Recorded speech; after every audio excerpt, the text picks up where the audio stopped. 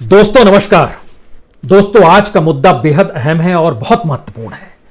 इस मायने में महत्वपूर्ण है क्योंकि पहले इस देश के बेसिक इंफ्रास्ट्रक्चर को समझ लीजिए, क्योंकि इस देश के भीतर की सारी रेलगाड़ियां जिनकी तादाद लगभग 12,616 पैसेंजर ट्रेन है, उसमें लगने वाले कोचेस जो होते हैं, जो डिब्बे होते हैं, उनकी तादाद लगभग 55,528 है। सारे कोचेस में अगर 72 मजदूरों को बैठा भी दिया जाए और रवाना भी कर दिया जाए तो भी 39 लाख लोगों को ही हम लोग सफर करा सकते हैं एक साथ। और अगर उसके साथ बसेस को भी जोड़ दीजिएगा तो इस देश में लगभग 16 लाख रजिस्टर्ड बस है। उसमें से जो सरकारी बसेस होती हैं उनकी तादाद लगभग 1,70,000 है। लेकिन 16 लाख रजिस्टर्ड बसों में हर बस में 30 लोगों को भी अगर आप बैठा देते हैं तो भी आप 4.5 करोड़ लोगों को सफर करा पाएंगे।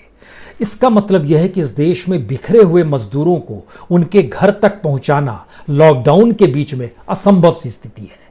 न सिर्फ असंभव सी स्थिति है बल्कि लॉकडाउन इसके बाद आपको 1 महीने और बढ़ाना पड़ेगा। 1 महीने तक रेलगाड़ियां और बसेस को चलाते रहना होगा जो कि हर मजदूर को घर तक पहुंचा दे। जो अपने गांव से निकल कर आया, जिले से बाहर गया, राज्य से बाहर गया, इतनी बड़ी तादाद में इस देश में बिखरे पड़े हैं। तकरीबन 22 करोड़ मजदूर हैं देश के भीतर में, जिन्हें माइग्रेंट लेबर हम लोग कहते हैं। अगर उनको पहुंचा पाने की स्थिति में हम नहीं है, हमारा इंफ्रास्ट्रक्चर ही इजाजत नहीं देता है, तो अगला सवाल यहां से निकलता है कि जो जहां पर है वो वहां पर क्यों नहीं रहना चाहता है। और रहना अगर चाहता है क्योंकि वह तो रोटी के लिए घर से बाहर निकला, 2 जून की रोटी मुहैया हो जाए, तो फिर ऐसा कौन सा खर्चा है जिस खर्चे को यह देश पूरा कर पाने की स्थिति में नहीं है कि इस देश में बिखरे हुए लोग जो अलग अलग तबके के हैं या फिर गांव में भी जो लॉकडाउन की स्थिति है वहां तक भी हम मुफ्त का अनाज नहीं पहुंचा पा रहे हैं। कितना खर्च आएगा? हमें लगता है कि आज एक बेसिक स्ट्रक्चर समझने की कोशिश की जाए कि दरअसल इस देश का सच क्या है। इस देश का पहला सच यह है कि इस देश में किसान लगभग 10.5 करोड़, मनरेगा से जुड़े हुए एक्टिव वर्कर्स लगभग 11.5 करोड़, पीडीएस जिनके पास राशन कार्ड है लगभग 23 करोड़, मिड डे मील खाने वाले बच्चे लगभग 11.5 करोड़, माइग्रेंट लेबर्स लगभग 22 से 23 करोड़।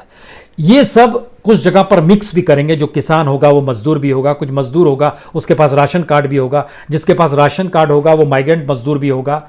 ये सारी चीजें एक साथ जोड़ लीजिए। लेकिन कमोवेश यही वो स्थिति है जिनको हमको स्टैंड स्टिल करना है कि जहां पर हैं आप वहीं रुक जाइए।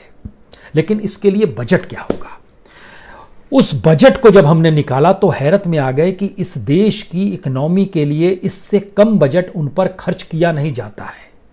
क्योंकि इस देश का एक सच है, 1% लोगों के पास, 1% लोगों के पास इस देश का 73% संसाधन है, यानी 73 रुपया उनके पास है। बाकी पूरी लड़ाई 27 रुपए को लेकर 99% लोग लड़ रहे हैं। उसमें यह 90% से ज्यादा जो बड़ा तबका है, इसकी स्थिति पहले आप देख लीजिए, समझ लीजिए। किसान लगभग इस देश में 10.5 करोड़ हैं। सरकार के हिसाब से मंथली उनकी औसत कमाई 6,426 है। 6,426 को अगर आप गुना करते हैं 10.5 करोड़ किसानों से तो यह बैठता है लगभग 67,473 करोड़ रुपए, यानी 67,473 करोड़ रुपीस में आप किसानों को दे सकते हैं, महीने भर उनको घर में बैठा सकते हैं। मनरेगा का आपका महीने का बजट है 5,125 करोड़ रुपए। पीडीएस यानी राशन दुकान का बजट है आपके पास 9,630 करोड़ रुपए। मिड डे मील का बजट है 833 करोड़ रुपए का।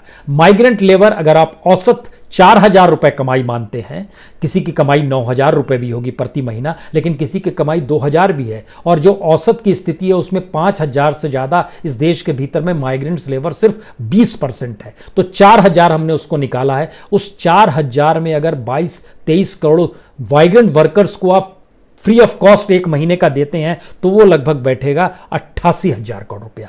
और इन सब को जब आप जोड़ दीजिएगा तो रकम आती है 1,71,000 करोड़ रुपए। 1,71,000 करोड़ रुपए 1 महीने का है। यह खर्चा आप पूरे देश को स्टैंड स्टिल कर सकते हैं, जहां पर जो है वहीं पर रहो। क्योंकि इस देश के भीतर उलझन कुछ इस तरीके से सरकार ने पैदा कर दी कि लॉकडाउन खत्म हो जाएगा तो फिर वायरस लोगों को मार देगा। लोगों के सामने सवाल है, लॉकडाउन खत्म होगा तो उसके बाद जो भूखमरी होगी, जो बेरोजगारी होगी, वो यूं ही मार देगी। और इस असमंजस के चक्रव्यूह में पूरे देश को उलझा दिया गया है। इसीलिए संकट है। हमारे पास बहुत सारे पत्र आते हैं, उसमें एक जैसे मुंबई की अलीशा करीम है, उन्होंने एक लेटर लिखा। उन्होंने बताया कि मुंबई के करीब वसई का इलाका है, वहाँ पर वो एक इंडस्ट्री चलाती है, उसमें 42 मजदूर काम करते हैं। बीते 45 दिनों से वो खाना दे रही हैं उन्हें, लेकिन लॉकडाउन जैसे ही खुलेगा हर कोई घर लौटना चाहता है। वो जब घर लौट जाएंगे यूपी बिहार, तो उसके बाद उनका क्या होगा।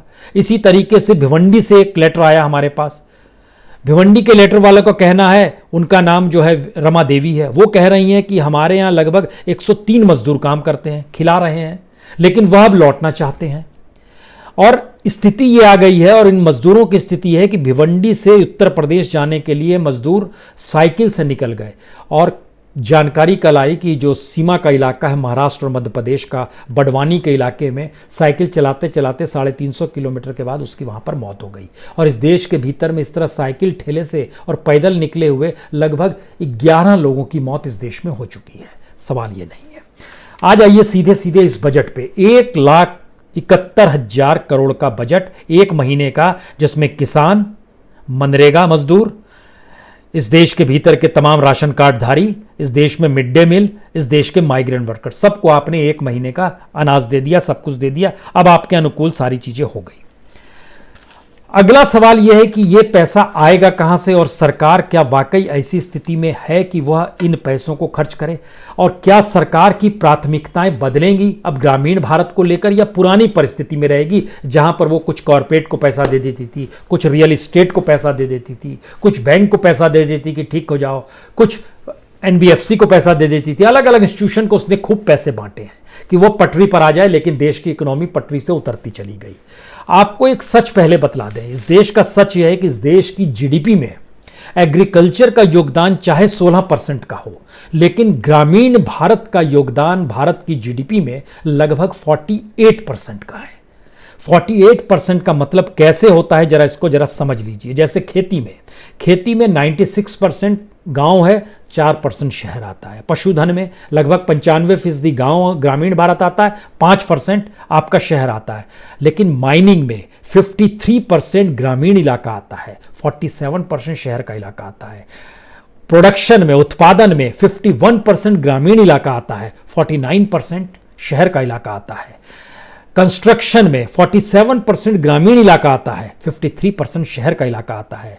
गोडाउन्स में 40% ग्रामीण इलाका आता है, 60% शहर का इलाका आता है। रियल एस्टेट में 39% शहर का इलाका आता है, 39% गांव का इलाका आता है, 61% शहर का इलाका आता है। जो व्यापार है, होटल है, यह लगभग 28% ग्रामीण इलाके में भी आता है। बिजली, पानी, गैस है, इसका लगभग 33% ग्रामीण हिस्से में भी आता है। जो प्रशासन या डिफेंस है, इसका भी 19% ग्रामीण इलाके में आता है। तो ग्रामीण भारत को आप किस तरह नकारते आए हैं, इसकी एक तस्वीर ये निकल कर आती है कि आप एक महीने का 1,71,000 करोड़ रुपया निकाल नहीं सकते हैं कि जो कि उनको सीधे सीधे राहत दे दे।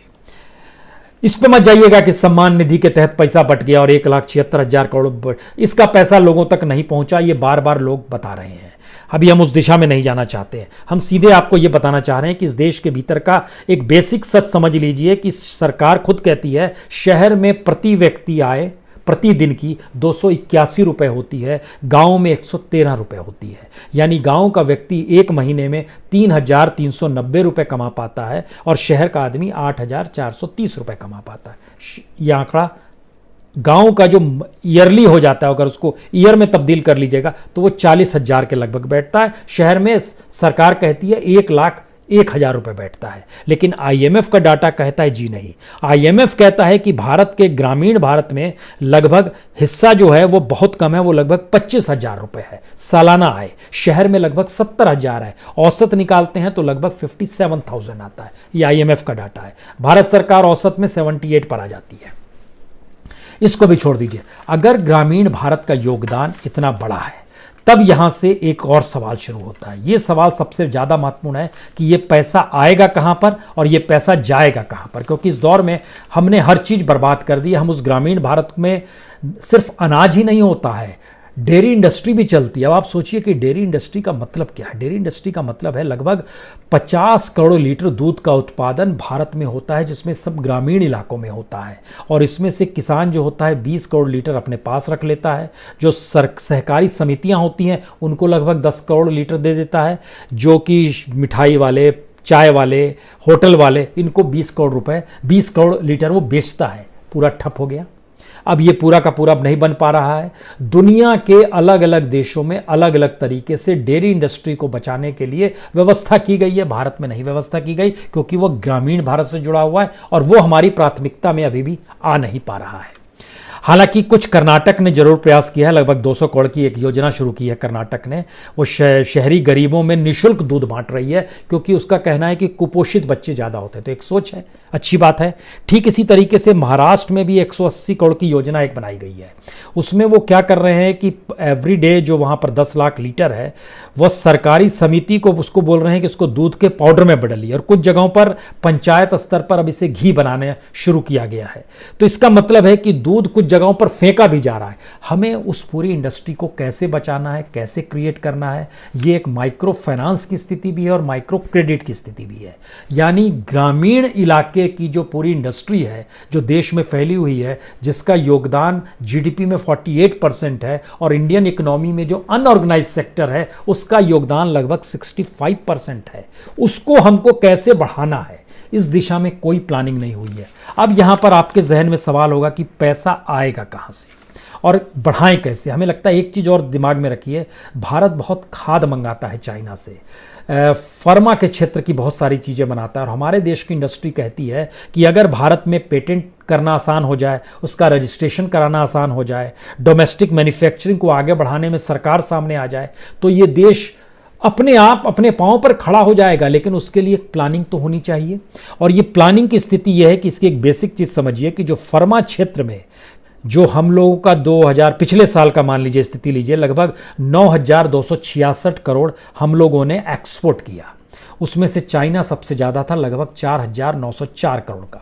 और उसके बाद अमेरिका था, लगभग 1,000 करोड़ वहाँ से भी आया। जर्मनी से भी लगभग 600 करोड़ का आया। लेकिन भारत भी एक्सपोर्ट करता है दुनिया भर में अपने तौर पर ये क्रॉप प्रोटेक्शन केमिकल, जिसको खाद भी कहते हैं हम लोग, फर्टिलाइजर भी कहते हैं। भारत भी एक्सपोर्ट करता है और ये दुनिया में सबसे ज़्यादा ब्राज़ील में करता है, अमेरिका में भी करता है। लगभग 4,238 करोड़ रुपए अमेरिका में करता है और 4,314 करोड़ का ब्राज़ील में करता है। और आपको जानकर हैरत होगी कि डोमेस्टिक मार्केट यानी घरेलू मार्केट जो है वहाँ पर भारतीय खाद कम खपती है, वो लगभग 19 से 20 हज़ार करोड़ की खपती है। और भारत खाद को ज़्यादा एक्सपोर्ट बाहर करता है, लगभग 22 लाख करोड़ का। यानी 19-20 लाख देश में खपत है, 22 लाख बाहर एक्सपोर्ट होता है।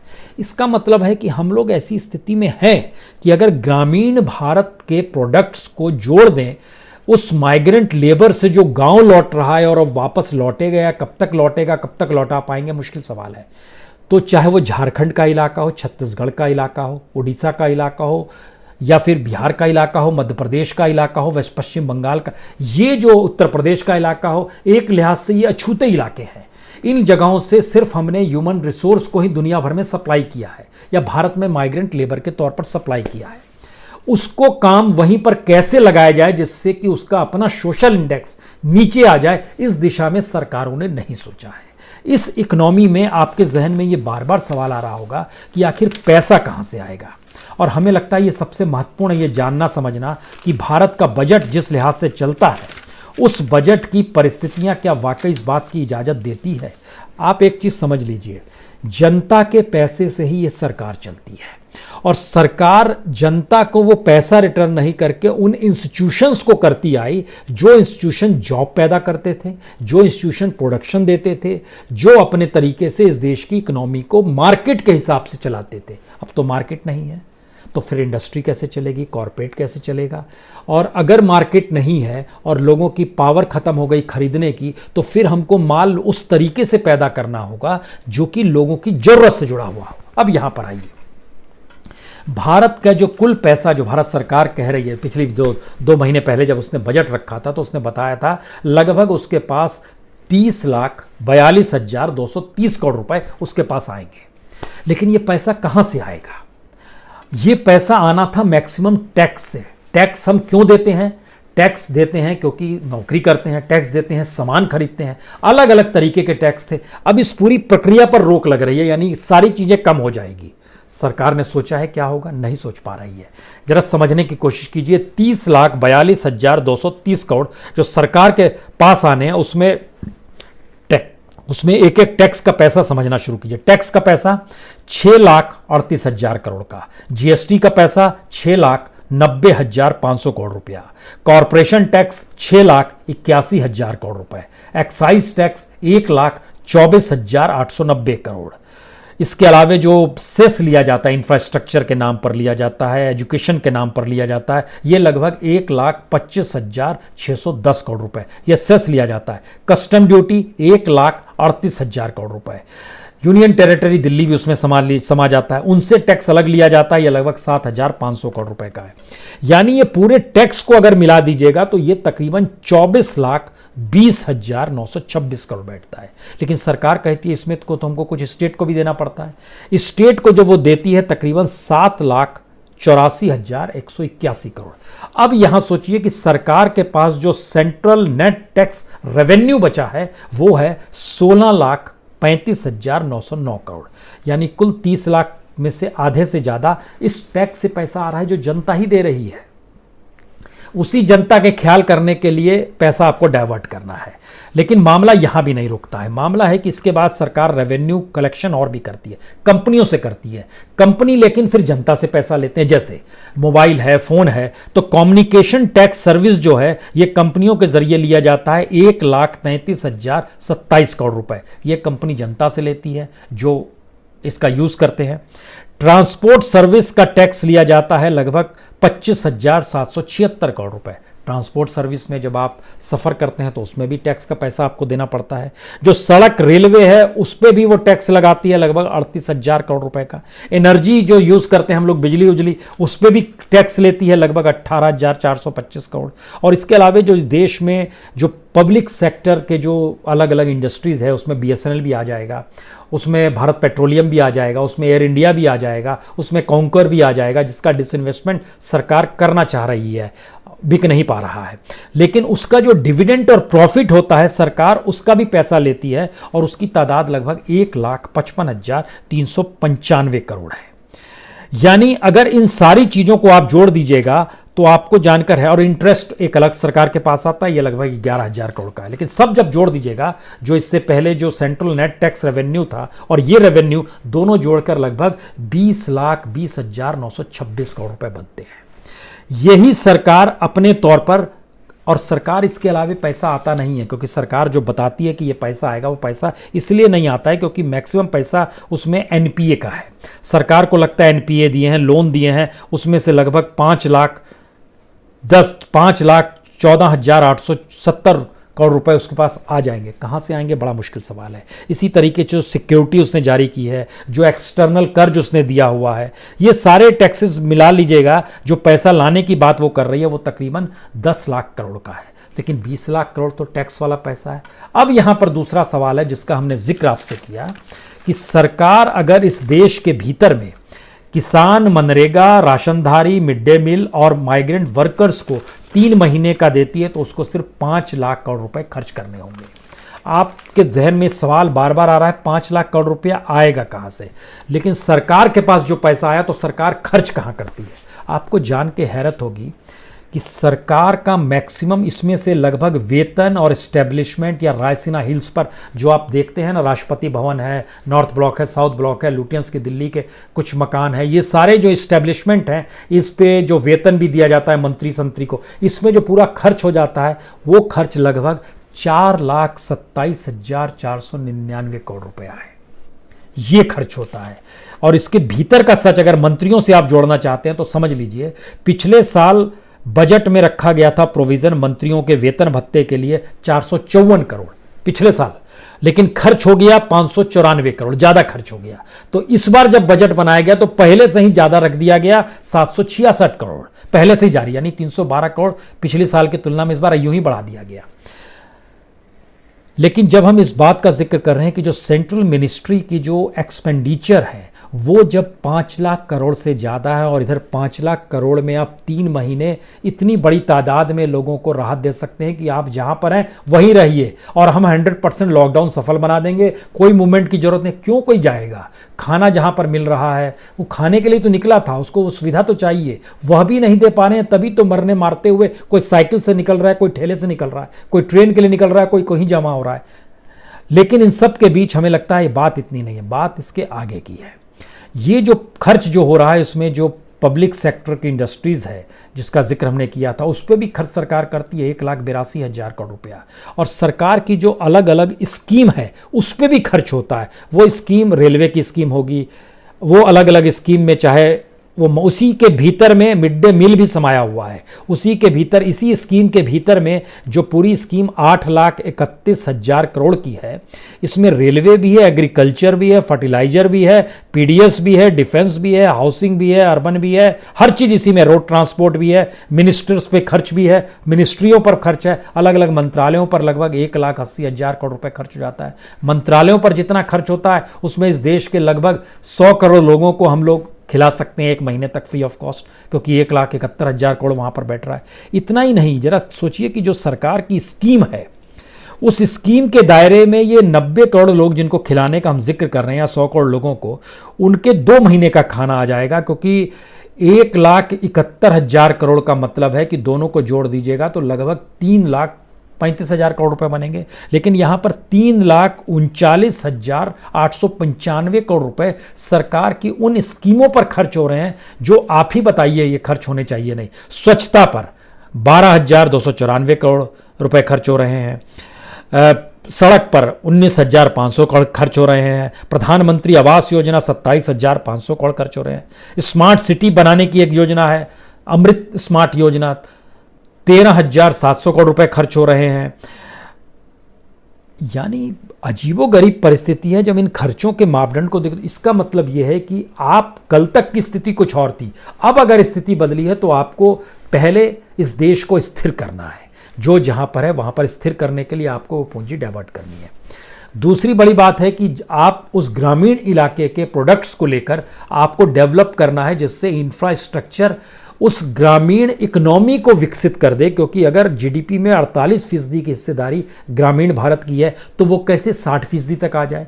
जो अनऑर्गेनाइज्ड 65% का योगदान देता है वो कैसे 70 से 72% चल जाए। आपको ये बनाना होगा और इसके लिए हमको माइक्रो लेवल पे क्रेडिट फाइनेंस की व्यवस्था करनी होगी, जिससे मजदूर को पैसा हम 1 महीने रोटी अगर दे रहे हैं तो 2 महीने का एक्स्ट्रा पैसा भी दें, जिससे वह उन इलाकों में जिन चीजों को है उसको डेवलप कर सके। दूध से घी बनाने में कोई टेक्नोलॉजी नहीं चाहिए, कोई मशीन नहीं चाहिए, आपको बनाना होगा। वर्ल्ड वाइड आप एक्सपोर्ट करते हैं, डेयरी प्रोडक्ट को एक्सपोर्ट करने में दुनिया में भारत अव्वल नंबर पर आता है। तो क्या हम उस दिशा में नहीं काम कर सकते हैं? और अगर नहीं कर पा रहे हैं तो हम दोबारा आखिर में लौटना चाहते हैं जिस बात का जिक्र हमने शुरुआत में की थी, इस देश के भीतर में अब नेशनल गवर्नमेंट बना लीजिए।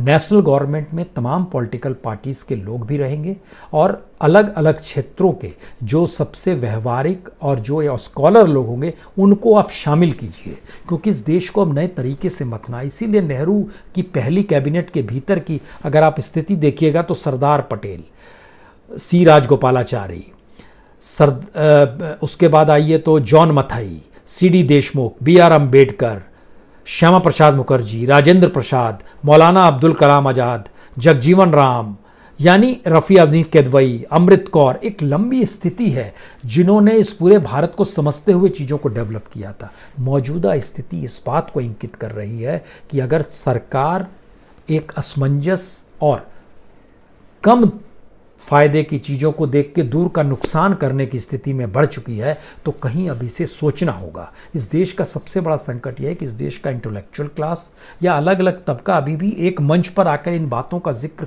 नहीं कर पा रहा है कि संकट पूरे देश के सामने है और ऐसे निर्णय को अब बदलने की ज़रूरत है और इसमें अलग अलग लोगों को शामिल किया जाना चाहिए।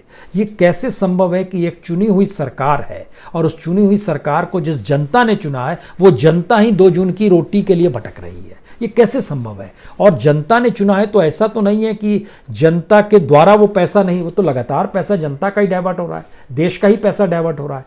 तो इसीलिए उस नेशनल गवर्नमेंट की जरूरत है जिसमें इस देश के तमाम क्षत्रप हों, चाहे राष्ट्रीय राजनीतिक दल से जुड़े हुए लोग हों, चाहे वह अलग अलग प्रोफेशनल्स हो, एक जोड़कर एक कमेटी बनाकर इस देश के लिए कम से कम 6 महीने के लिए एक ऐसी कैबिनेट इस देश में तैयार हो जानी चाहिए जो आने वाले वक्त के लिए बता सके कि इस तरीके से काम करना है। अन्यथा आप किसी एक व्यक्ति के मातहत चीज़ों को चलेंगे तो फिर वही लाइसेंस राज, वही बाबूगिरी, वही करप्शन, वही परिस्थिति, वही लूटमार की स्थिति। और लॉकडाउन खत्म होने के बाद स्थिति कौन सी होगी कोई नहीं जानता है, सिवाय इसके जिसके पास ताकत होगी वह चल पड़ेगा। तो क्या ये जंगल राज की स्थिति आ जाएगी?